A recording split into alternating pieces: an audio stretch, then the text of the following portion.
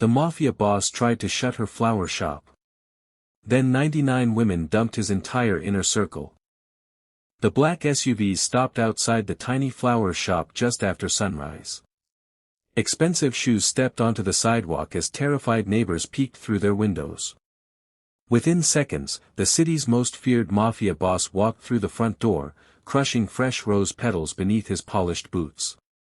His cold eyes swept across the bouquets before he pointed toward the trembling young florist.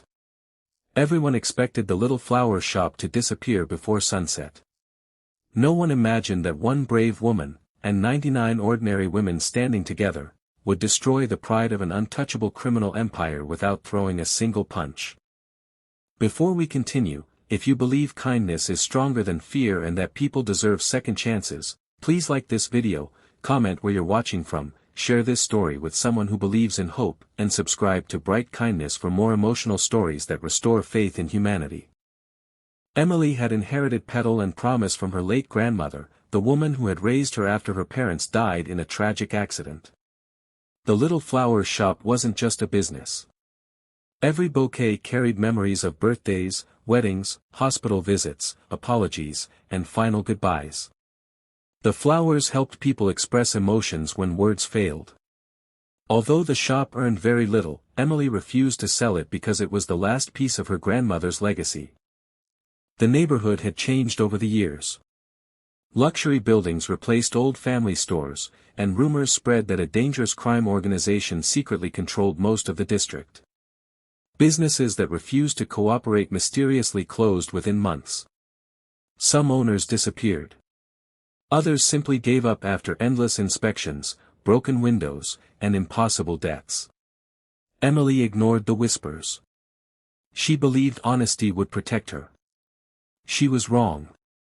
One afternoon she received an offer to sell the shop for far less than its value. She politely declined. Days later, suppliers suddenly canceled deliveries. Electricity failed repeatedly. Anonymous complaints brought inspectors every week. Customers became frightened after masked men stood outside watching everyone who entered.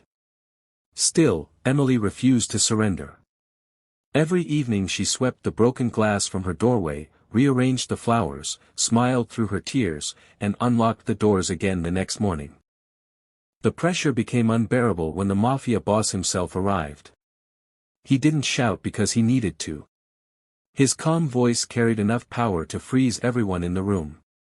He reminded Emily that people who ignored his generosity often regretted it. Then he walked away, leaving silence behind. That night Emily sat alone among wilting flowers, wondering whether courage was simply another word for losing everything.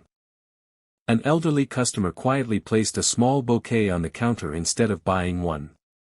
She hugged Emily before leaving without saying much. The next morning another woman visited simply to encourage her.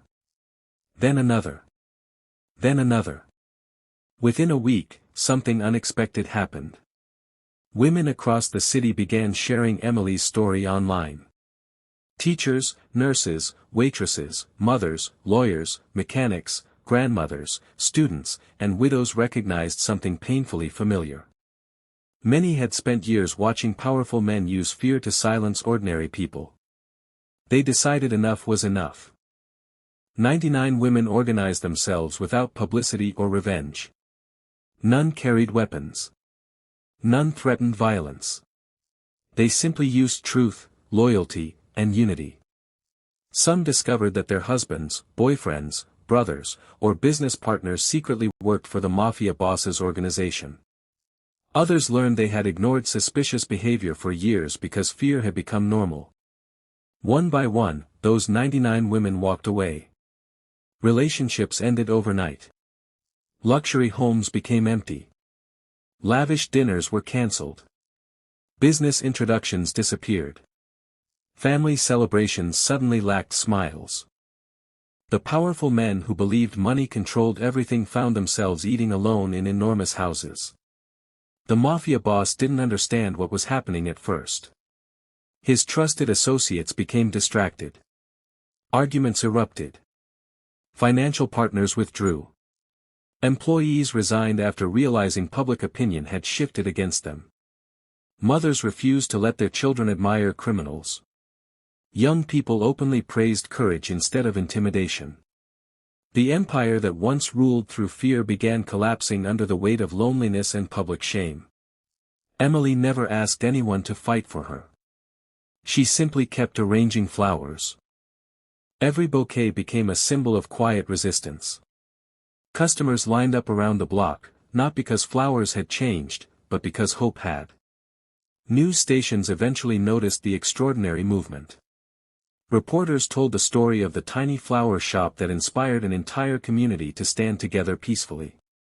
Donations poured in from strangers. Local artists painted murals celebrating courage.